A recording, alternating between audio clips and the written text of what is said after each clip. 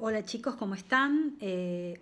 Vamos a ver esta vez, vamos a comenzar a ver lo que tiene que ver con neurosis.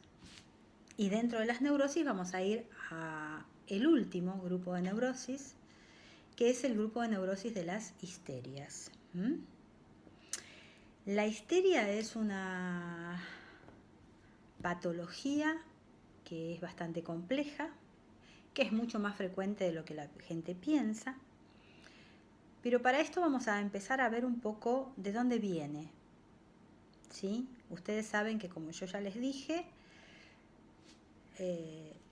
Sigmund Freud tiene en el psicoanálisis como base fundamental el tratamiento de las histerias, porque en ese momento era la enfermedad típica y de base. Y el hecho de tratar muchísimas pacientes con histeria le lleva a Sigmund Freud a elaborar la teoría del psicoanálisis y desarrollarla, si bien después trató todas las neurosis. Pero vamos a hacer un poco de historia primero. ¿De dónde viene la palabra histeria? La palabra histeria viene de una palabra latina que es ústerus, con H, ústerus. Y ústeros es útero. ¿Sí? De ahí viene esta situación donde se le adjudica a las mujeres el hecho de padecer la histeria. Hoy en día se sabe que la histeria puede ser tanto femenina como masculina, pero en la antigüedad, como esta palabra viene de útero, ¿quiénes eran las que podían padecer histeria? Bueno, aquellas que poseíamos útero, las mujeres. Normalmente, lo primero que se dijo de la histeria, y lo dijo Hipócrates, el gran médico, el juramento hipocrático que hacen los médicos, decía que eran manifestaciones del útero frustrado. ¿Qué significaría esto? Bueno, se supone que tenía que ver con mujeres que tenían conflictos con su sexualidad, conflictos con su femineidad, y aquellas mujeres que no tenían una vida plena sexual, o aquellas mujeres que no habían podido tener hijos. De ahí venía, para Hipócrates, el antiguo médico griego, esto de las manifestaciones del útero frustrado. Esto estamos hablando de la edad antigua, ¿no? Bien. En la Edad Media, la situación cambiaba. Como estas mujeres sufrían de lo que nosotros llamamos síntomas paroxísticos, o sea, hacían crisis paroxísticas o epileptiformes o neuropáticas. De alguna manera, esto se resolvía muy fácil. Estas mujeres estaban poseídas por algún demonio. Entonces terminaban como la gente que sufría de epilepsia en esa época, o de otros trastornos psiquiátricos, ser diagnosticadas como poseídas o como brujas, y si no abjuraban, terminaban en la hoguera. ¿Sí? Bueno, en realidad estamos hablando de la Edad Media, ¿no? Donde había un montón de trastornos de tipo nervioso y psiquiátrico que se desconocían. Y como la Edad Media está atravesada por la parte más oscura de la religión, de la ciencia, y además donde predominaba fuertemente la religión, bueno, evidentemente todo estaba atravesado por esta situación donde aquello que no se podía explicar tenía que ver con posesiones demoníacas. Va a ser muchísimo después, donde la histeria empieza a tomar una entidad psiquiátrica y donde las pacientes van a ser tratadas psiquiátricamente, primero a través de la hipnosis. ¿Se acuerdan que Freud empieza con hipnosis? Es más, los primeros comienzos, estudios sobre la histeria, que es uno de los tantos libros y artículos que escribe Freud,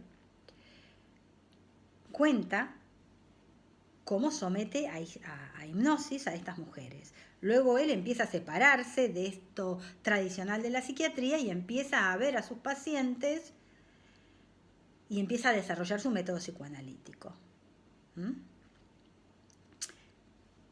Pero en realidad la histeria, junto con un montón de todas estas neurosis que acabamos de ver en esta parte, se las trataba psiquiátricamente y las internas terminaban en neuropsiquiátricos, cuando hoy en día pueden ser tratamientos ambulatorios, salvo que recrudezcan mucho, y hoy en día las neurosis se curan.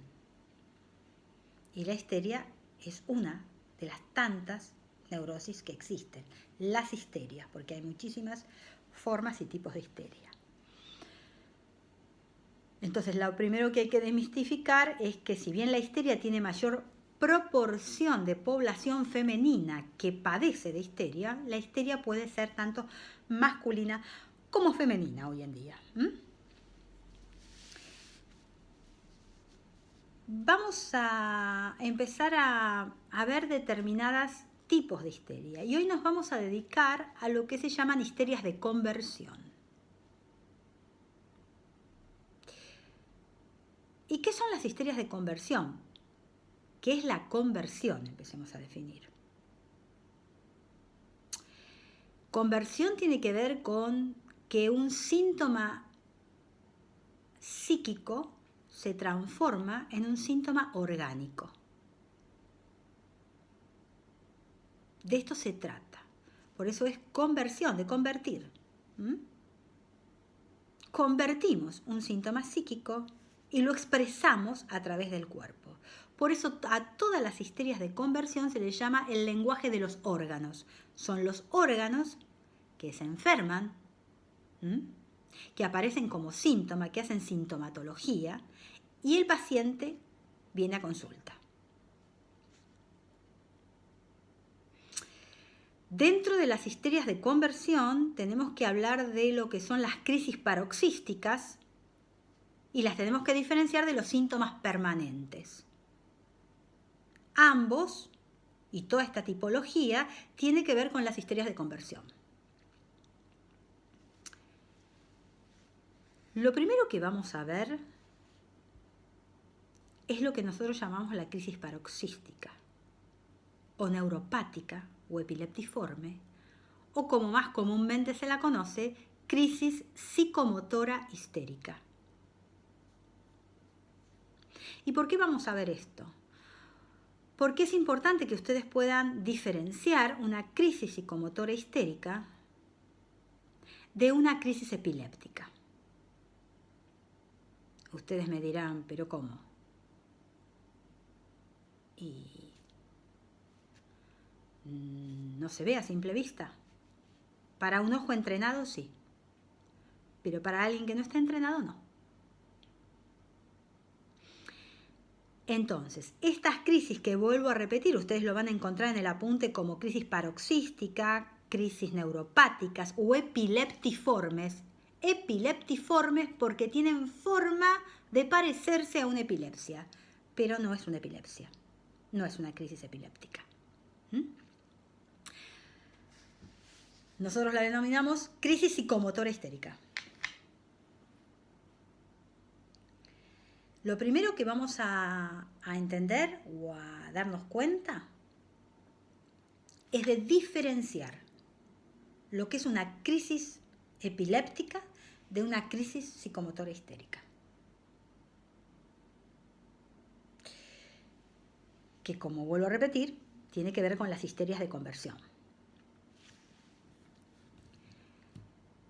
Lo primero que tenemos que entender, yo no sé si ustedes alguna vez han tenido la posibilidad de tener o de ver una crisis epiléptica. Primero vamos a definir. Una crisis epiléptica no es un trastorno psiquiátrico. Una crisis epiléptica es un síndrome general cerebral orgánico. Un síndrome cerebral orgánico.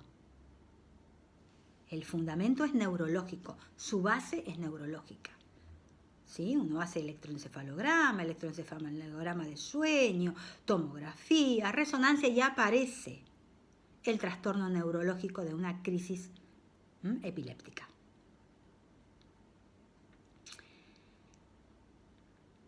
En cambio, lo que es la crisis psicomotora histérica tiene que ver justamente con un trastorno histérico, de tipo histérico. ¿Qué quiere decir esto? Que yo puedo sacar electros, tomografías, mapeos cerebrales, electros de sueño, y no hay ningún trastorno cerebral neurológico, ni orgánico. ¿Sí?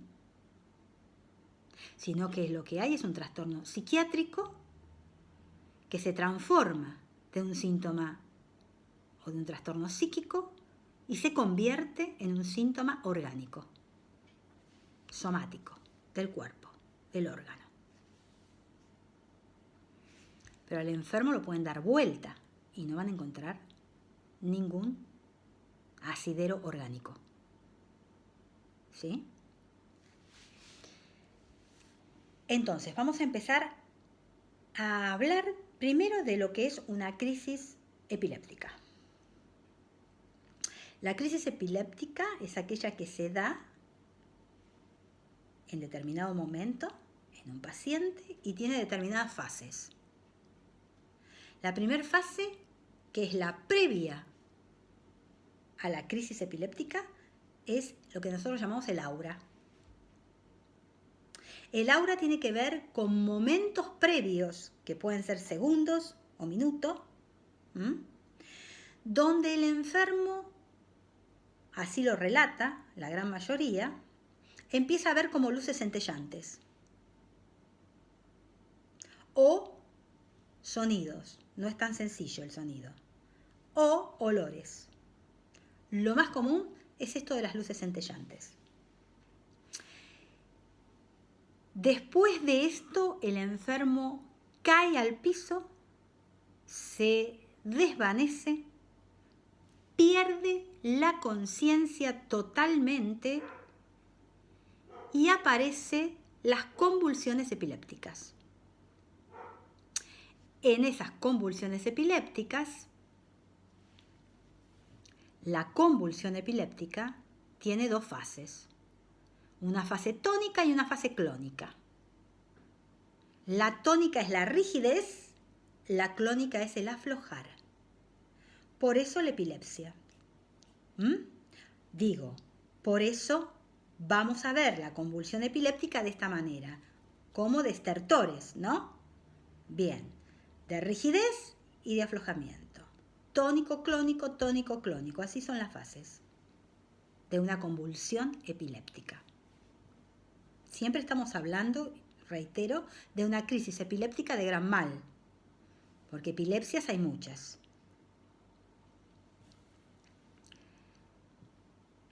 Entonces, aparece el aura, después del aura el enfermo cae al piso, cae en cualquier lugar donde esté y aparezca la crisis epiléptica. Por eso cuando cae se puede lastimar. Pierde el conocimiento, aparecen las convulsiones, hay pérdida total de conciencia, hay convulsiones, el enfermo no controla esfínteres, o sea que puede de alguna manera hacerse encima. Y después, cuando pasa esa crisis, el enfermo cae como en un sopor, en un adormecimiento, y cuando vuelve en sí, no recuerda lo que pasó.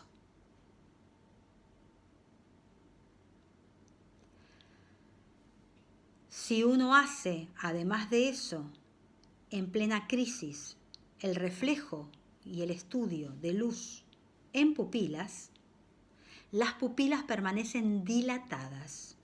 Y no es que si yo alejo la luz o acerco la luz, las pupilas se agrandan o se contraen. Permanecen dilatadas durante toda la crisis. Esto es una crisis epiléptica de gran mal, donde hay que tratar de que el enfermo esté tranquilo, hay que tratar de que no se muerda la lengua, hay que tratar y esperar porque la crisis sola pasa. Y el enfermo se relaja después, termina con la crisis, entra como en un sopor o un adormecimiento y cuando despierta no se acuerda de nada de lo que pasó. Quizás se acuerda de lo previo a la crisis, que puede ser hasta el aura, pero después de la crisis no se acuerda nada, porque la pérdida de conocimiento es total. ¿Sí? Esto es una crisis epiléptica de gran mal. Esta es la sintomatología. Y vuelvo a repetir, es un síndrome cerebral orgánico. Tiene origen orgánico neurológico. ¿Qué pasa en el otro tipo de crisis? En la crisis psicomotora histérica o crisis paroxística o epileptiforme o neuropática. Bueno, lo primero, no hay aura. Lo segundo, ustedes van a ver que generalmente son pacientes o personas que entran por guardia de un hospital y que los médicos van a poner o van a decir es un H. Es un H, es una histérica, es una histeria. O es un SH, le ponen, cuando tienen que informar. SH es síndrome histérico. ¿Y cómo se dan cuenta? Primero porque cuando empiezan a preguntar a los familiares que lo traen, generalmente estas crisis aparecen después de algún disgusto. Una pelea con alguien, algún novio o novia que los dejó, alguna discusión con algún familiar, alguna puesta de límites por parte de alguien. Y esto se resuelve en una crisis de alto voltaje paroxística, donde muchas veces se lo puede confundir con una epilepsia. ¿Por qué? Porque el enfermo puede llegar a temblar y tener situaciones motoras que parecen convulsiones, pero que no son convulsiones. En todo caso serían pseudoconvulsiones. Parece que se desmaya, parece que pierde totalmente la conciencia, pero no. Y además de esto, controla esfínteres. ¿Sí? No va a terminar no pudiendo controlar la micción o no pudiendo controlar los esfínteres anales. No se va a hacer encima. Y además de esto, si se le llega y se le puede llegar a hacer el estudio de reflejo de pupilas, la luz en pupilas, la pupila se achica y se dilata y se contrae según se acerque la luz o se aleje la luz. ¿Qué quiero decir con esto? Que estas situaciones nos hacen ver que no hay ningún compromiso orgánico neurológico. Y es una crisis que se va a prolongar muchísimo más que las crisis epilépticas. Y cuanto más gente haya alrededor, más se va a prolongar la crisis. Pero por supuesto esto lo puede saber alguien que está acostumbrado por guardia a ver esto. O psicólogos, psiquiatras, que rápidamente se dan cuenta de esta situación. Entonces, Vuelvo a dar las diferencias y las vuelvo a dar por una cuestión importantísima. Yo les dije, ¿se acuerdan que les dije que para mí es un tema fundamental? ¿Y por qué es un tema fundamental? Porque aunque ustedes no se dediquen a la enfermería psiquiátrica, es muy probable que este tipo de síndrome lo vean por guardia, si les toca, un montón de veces.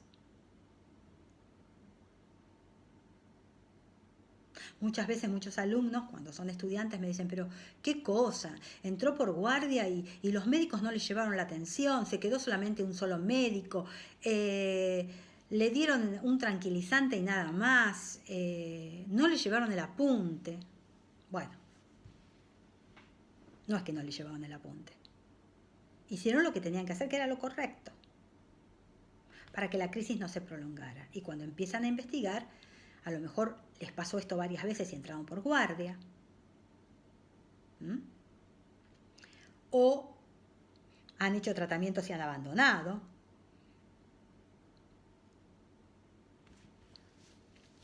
Entonces no es que la gente de guardia es insensible, es que sabe cómo tiene que manejar la crisis.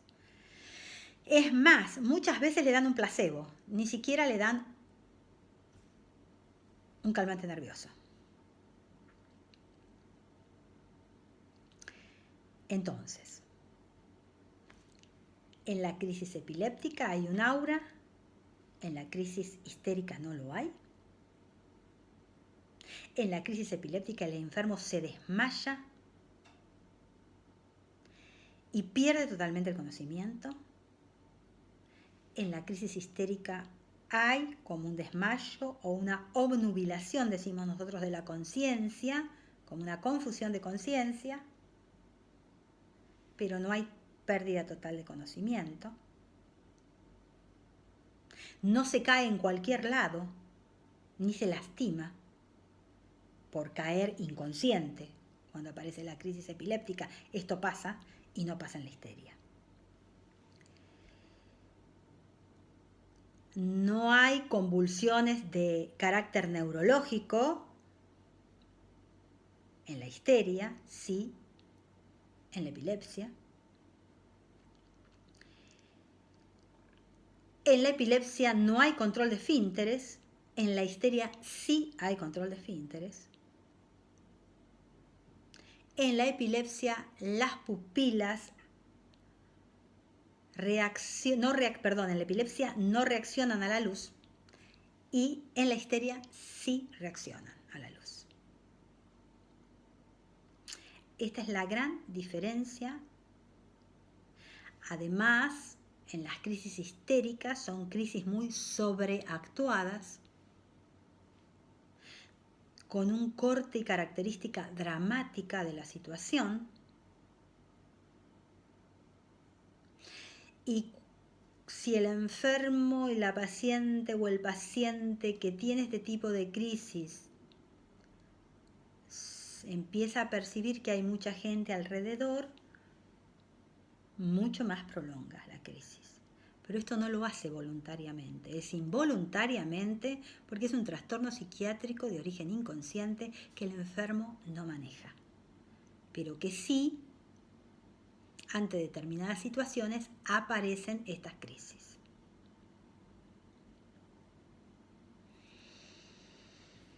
Bien.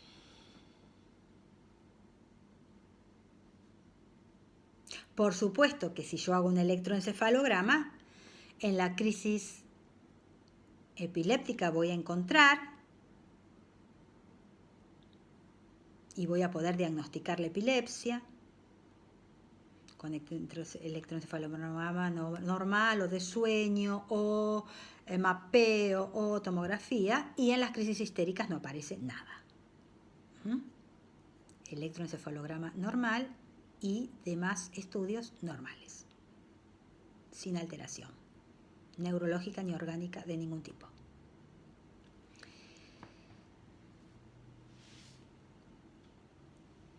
Hay otro tipo de síntomas paroxísticos que son las crisis sincopales, las de síncope, que van desde una bajada de tensión, depresión, hipotensión, ¿sí? O pueden llegar a un síncope, ¿sí? Pero que no tiene origen cardíaco, ¿eh? Al enfermo lo van a dar vuelta y no van a encontrar absolutamente nada, ningún trastorno cardíaco.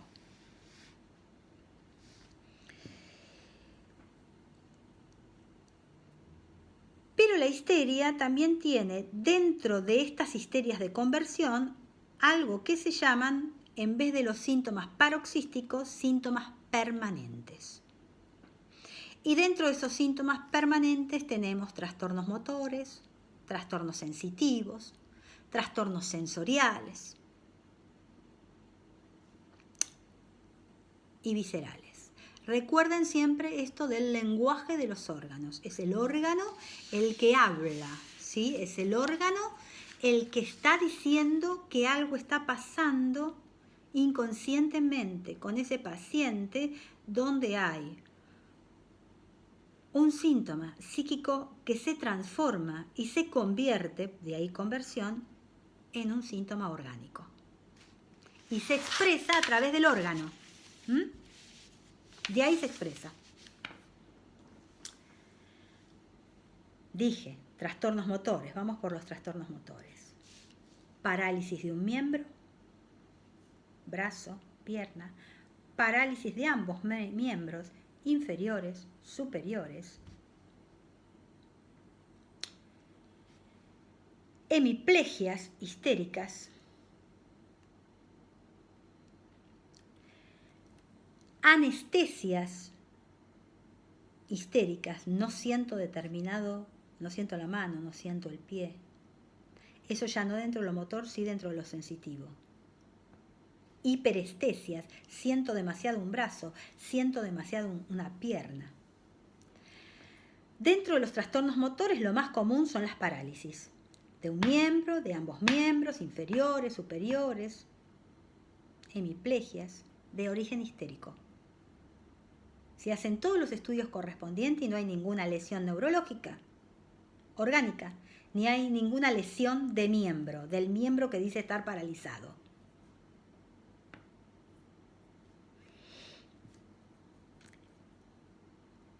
Afonías histéricas, quedarse absolutamente sin voz.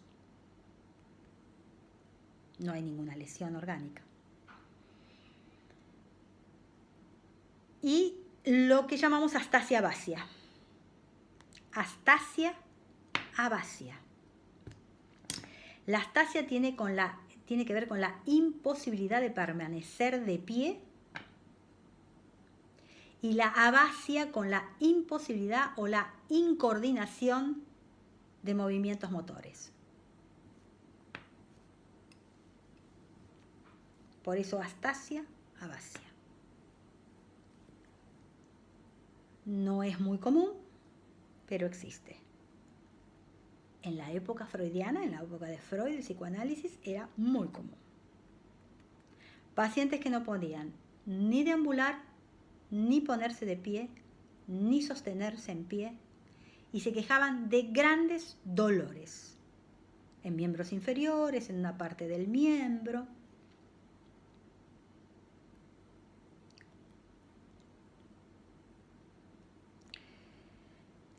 Bien, ustedes con esto se darán cuenta porque les hice ver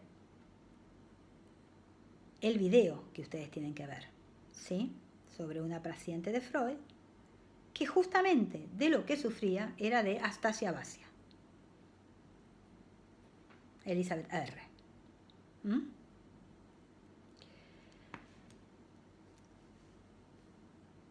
Esto dentro de los trastornos motores. Dentro de los trastornos sensitivos, a ver, podemos tener cefaleas,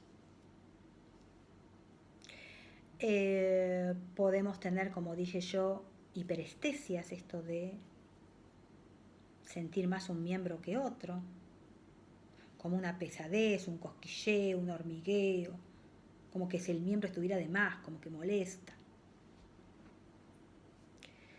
O una anestesia, esto de no sentirlo. No siento tal parte.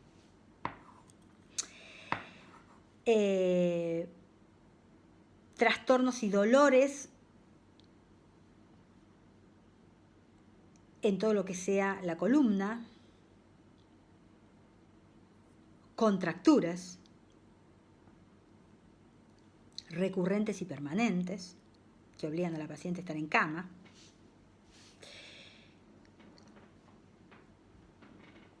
Y también tenemos lo que es sensorial, de los sentidos. Y ahí puede haber cegueras histéricas, que son como que lo más común. El síndrome de ver doble con un solo ojo.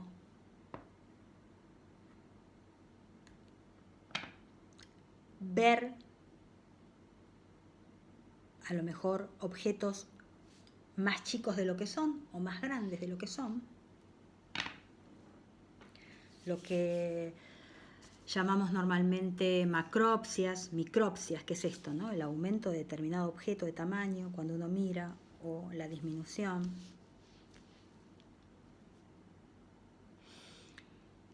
Trastornos de todo tipo trae las histerias de conversión, porque se depositan en un órgano y ese órgano habla por la histeria. Ese órgano hace síntoma orgánico, pero no hay ningún compromiso orgánico cuando se va a buscar el compromiso orgánico. No hay ninguna lesión, ni cerebral, ni neurológica, ninguna lesión de miembros. ¿Sí? Ni de ningún órgano. Cuando hablo de parálisis o hablo de cegueras histéricas, al enfermo lo dan vuelta y no hay ningún compromiso orgánico. Ni hay ninguna lesión en ningún miembro, ni hay ninguna lesión ocular, por ejemplo, en las cegueras. Vuelvo a decir, la conversión tiene que ver con transformar un síntoma o un trastorno psíquico en un trastorno o síntoma orgánico. Deposito en el cuerpo. Y el cuerpo hace síntoma y está hablando por este trastorno de origen inconsciente del cual el paciente nada sabe. De esto estamos hablando cuando hablamos de histeria, de histerias de conversión.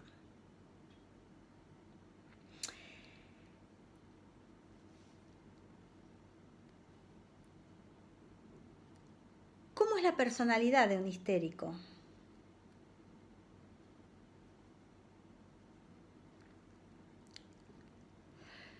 Un histérico es una persona muy sugestionable, es una persona que necesita, que se ha quedado en esta situación de egocentrismo, que necesitan ser el centro de atención. Son personas que tienden a la superficialidad, o personas que, además de sugestionables, tienden a la mitomanía. Esto es armar historias y creerse estas historias de las cuales ellos son protagonistas.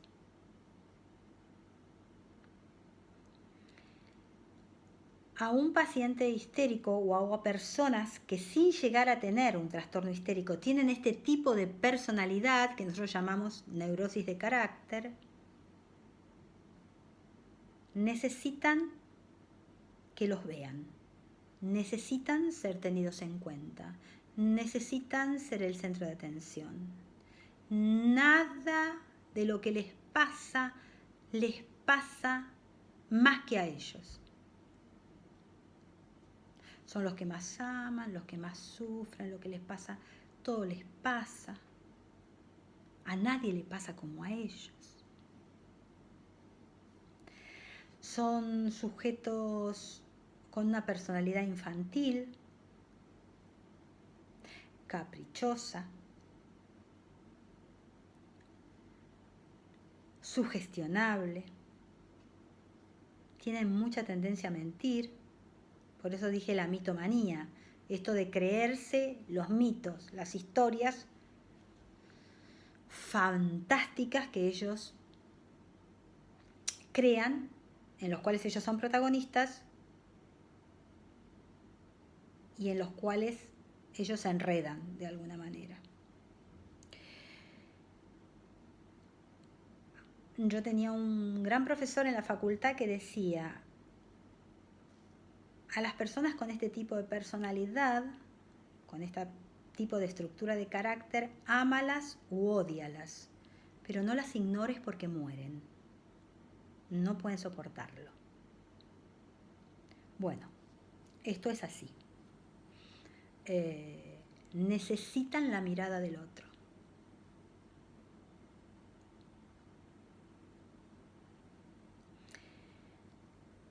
Y en esta situación se vuelven sujetos, además de sugestionables, manipuladores. Cuando se dan cuenta o intuyen que a través de estas situaciones ellos pueden conseguir y manejar determinadas otras, bueno, inconscientemente, no es que lo hacen voluntariamente, recurren y aparecen este tipo de sintomatología.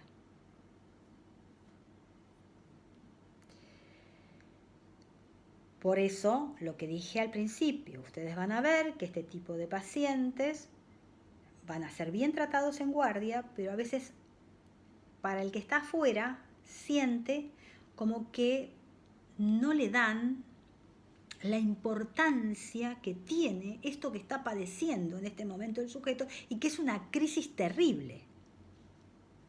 Lo que pasa es que los médicos y las enfermeras que trabajan en guardia están acostumbrados a encontrarse sobre todo con la primer crisis, la que yo diferencié de la epilepsia. Entonces se dan cuenta y saben cómo tienen que actuar para que la crisis no se perpetúe. Generalmente después hay una derivación a psicología o a psiquiatría, que a veces el paciente rehúye. ¿Sí? Porque inconscientemente hay lo que se llama un beneficio secundario en el síntoma o en la enfermedad. Que para el histérico sería, mírenme, acá estoy, soy el centro de atención.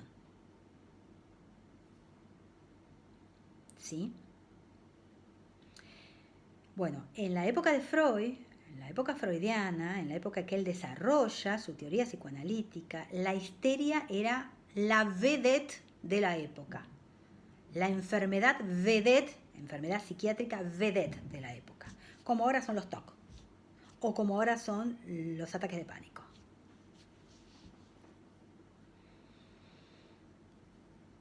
¿Y por qué? Bueno, para eso tendríamos que hacer historia y centrarnos en la historia.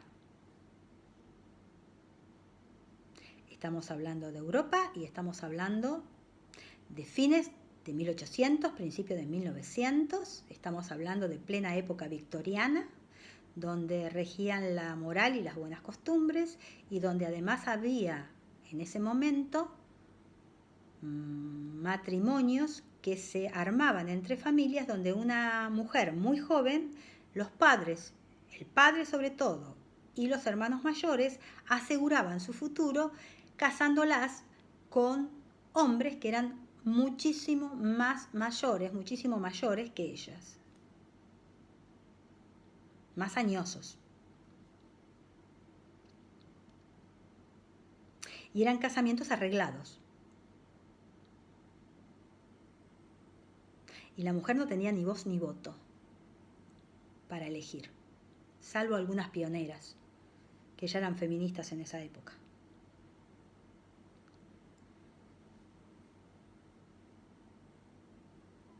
A la mujer se la preparaba para ser ama de casa y se la preparaba para servir al marido y se la preparaba para tener un matrimonio generalmente no consentido, no basado en el amor, en la atracción sexual, sino en asegurarle, cuando el hermano o el padre fallecían, un buen pasar. Esto traía mucha frustración en la mujer, no solo de índole sexual, que por supuesto es de índole sexual también. Era una vida cómoda con alguien que podía ser el padre y en la cual ella no había tenido ningún poder de decisión. Entonces era una vida permanente de frustración.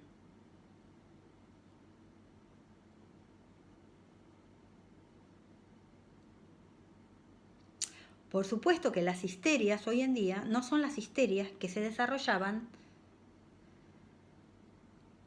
en esta época, en la época en que Freud trataba pacientes histéricas, junto con Charcot y con Breuer, y con Adler y con Jung. Pero la histeria sigue estando. Y hoy sabemos que hay histeria femenina y histeria masculina.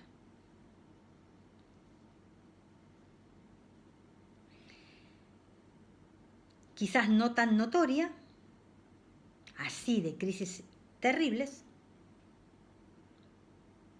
pero seguimos viendo en consultorio permanentemente síndromes histéricos. Que por supuesto las pacientes o los pacientes lo resuelven o piensan que en realidad esto tiene que ver con un origen orgánico. Y en realidad no tiene que ver con un origen orgánico. Y solo el que entra a terapia y empieza a hacer una terapia profunda se da cuenta que mucho de la sintomatología orgánica que padecemos tiene que ver con una personalidad histérica de base, que muchas veces se manifiesta y se transforma en un trastorno histérico. Bueno, chicos, por ahora quiero que vean el video que les mandé sobre el tratamiento que Freud hace de su paciente, que lean hasta donde les pedí en el apunte y que miren este video. Y a partir de ahí, todas las dudas que tienen empiezan a preguntarme a través de este medio, a través de YouTube o a través de las clases o a través de los grupos de chat que tenemos, ¿sí? Bueno, por ahora nada más. Lean todo eso y continuamos con histeria porque seguramente va a haber otro video más sobre histeria. Bueno, gracias a todos, ¿sí? Y sigan cuidándose.